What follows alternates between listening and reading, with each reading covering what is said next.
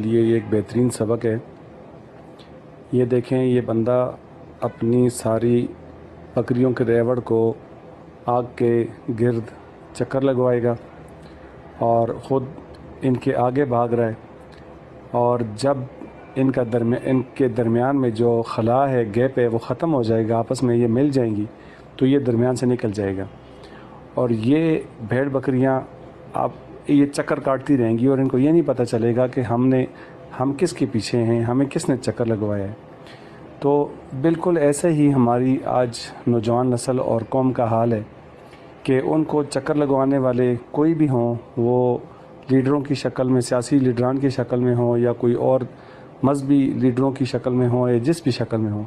وہ ان کو ایک چکر لگا کے بیچ سے خود نکل جاتے ہیں، اور ہماری جو قوم ہے، ہماری جو عوام ہے، جو ہمارے نوجوان ہیں،